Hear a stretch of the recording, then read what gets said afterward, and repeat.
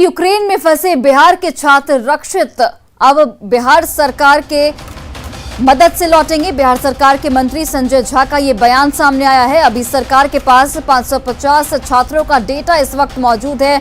War zone में ये फंसे हैं जो छात्र, उनको लाना एक बड़ी चुनौती है। तो ये बड़ी खबर आपको बता रहे हैं, जहां पर बिहार के छात्र रक्षित अब भारत लौटेंगे। बिहार सरकार के मंत्री संजय झा ने ये बयान दिया है और अभी सरकार के पास 550 छात्रों का डेटा मौजूद है जिन्हें वापस भारत लाना है।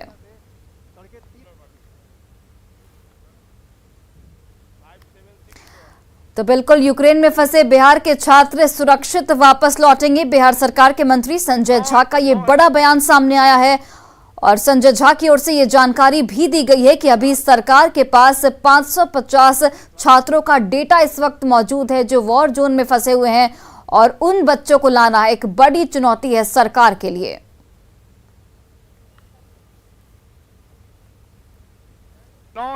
हम लोग तो मुख्यमंत्री तो डे 1 से पहल कर रहा है और आपको पता है कि जैसे जैसे फ्लाइट आ रहा है उसमें जो बिहार के बच्चे आ रहे हैं उनको उनके घर तक पहुंचाने का जिम्मा बिहार सरकार ने लिया है और उस हिसाब से आ भी रहा है। आज भी 3 फ्लाइट आ रहा है, एक फ्लाइट मुंबई में आ गया और 2 फ्लाइट दिल्ली में आएगा। डेटा हम लोगों के पास नहीं है, लेकिन करीब करीब 550 लोगों का डेटा हम लोगों का डेडिकेटेड नंबर के थ्रू या उन्होंने सोशल मीडिया में डाला या किसी से और से उनके परिवार से जानकारी मिली, 550 का डेटा है जो बिहार सरकार, जो हमारी रेजिडेंट कमिश्नर है दिल्ली में, वो MES से बात करके उसको लाइन अप कर रही है। एक लेकिन समस्या है सबसे बड़ी, जो मैं ज़रूर आपके माध्यम से कहना चाहता हूँ।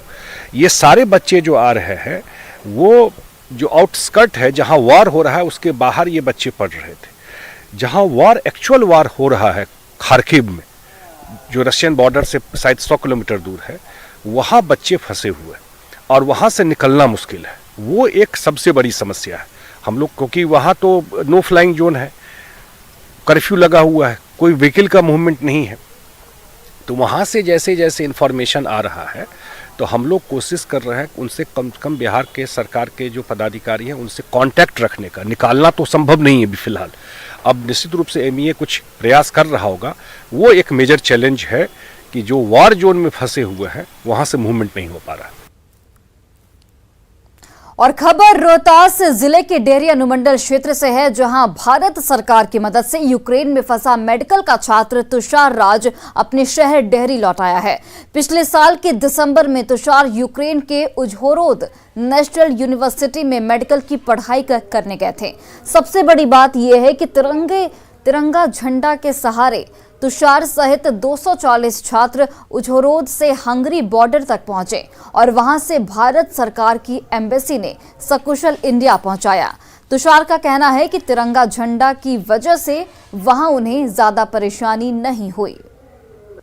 उझहोरोद से हम लोग बाई बस आए हैं हंगरी। उन्होंने हम लोग सब बच्चों को झंडे दिए, गाड़ी के आगे झंडे लगे और फिर अगर ऐसा सिचुएशन हुआ तो हम लोग बड़े झंडे भी दिखाए और वंदे मातरम का और जय हिंद का नारा लगाते हुए आगे बढ़ेंगे। तो रशियन हमें कुछ नहीं करेंगे, हम लोग डायरेक्ट सिचुएटेड अपने अच्छे से सेफ जोन में रहते हुए इंडिया आ जाए। ये वहाँ स्थिति तो क्रिटिकल थी ही, लेकिन हमारे बच्चे सेफ जोन में थे। पर जब वार छिड़ चुका है तो सभी उसमें प्रभावित हो जाते हैं, इसलिए हम लोग बहुत डरे सहमे रहते थे। लेकिन एक हमारे इंडियन कल्चर में हमारे देवी देवता होते हैं, खास करके मैं अपने सदगुरु सदाफल देव जी को धन्यवाद देती हूँ कि उन्होंने कभी हमें अंदर से कमजोर होने नहीं दिया। राष्ट्रीय पार्टी कांग्रेस से क्षेत्रीय पार्टियों की राह पर चल पड़ी है। अलग अलग राज्य में कांग्रेस के नेता बिहारियों को निशाना बना रहे हैं। इस कड़ी में पंजाब के CM चरणजीत सिंह चन्नी के बाद तेलंगाना कांग्रेस के अध्यक्ष रेवंत रेड्डी का नाम जुड़ गया है। बिहारी अधिकारियों का नाम लेकर रेवंत रेड्डी ने प्रदेश के मुख्यमंत्री के चंद्रशेखर राव पर हमला बोला है। रेवंत रेड्डी ने कहा है कि KCR में बिहारी DNA है, इसलिए वो बिहारी अधिकारियों के भरोसे राज्य को चला रहे हैं, जबकि तेलंगाना के अधिकारियों की उपेक्षा हो रही है। उन्होंने आरोप लगाया है कि बिहार के चुनाव रणनीतिकार प्रशांत किशोर की बदौलत KCR तेलंगाना का चुनाव जीतना चाहते हैं। दरअसल लोक कल्याणकारी योजनाओं की बदौलत केसीआर 2 बार मुख्यमंत्री बने और अब वो तीसरी बार सीएम की कुर्सी पर कब्जा करना चाहते हैं। लेकिन कांग्रेस भूमिपुत्र की राजनीति कर उनके राह में रोड़े अटका रही है।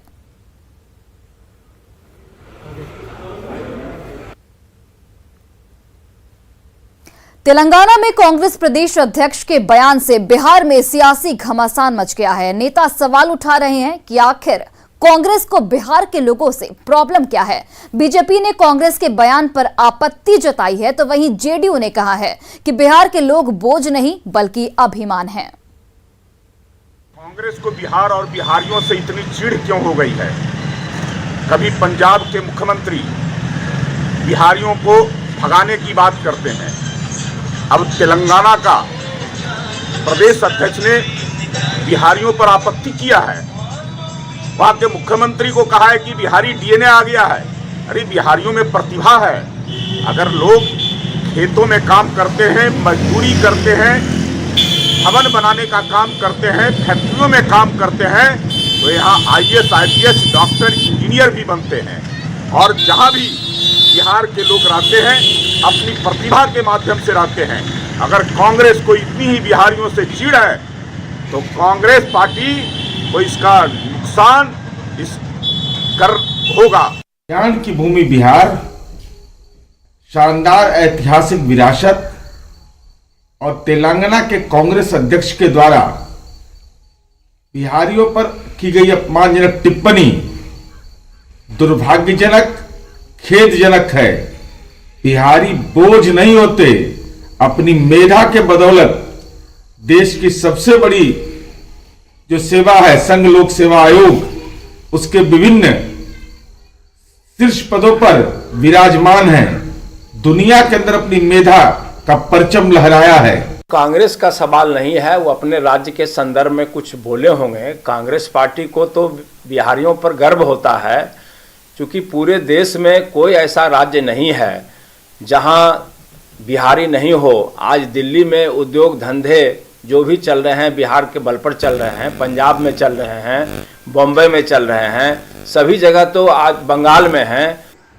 तेलंगाना राज्य के कांग्रेस अध्यक्ष ने तेलंगाना के माननीय मुख्यमंत्री के ऊपर जो टिप्पणी की है कि तेलंगाना के माननीय मुख्यमंत्री के डीएनए में बिहारी घुस गया है, उनको अच्छी तरह ये पता होना चाहिए कि बिहारी अपने प्रतिभा, मेहनत के बल पर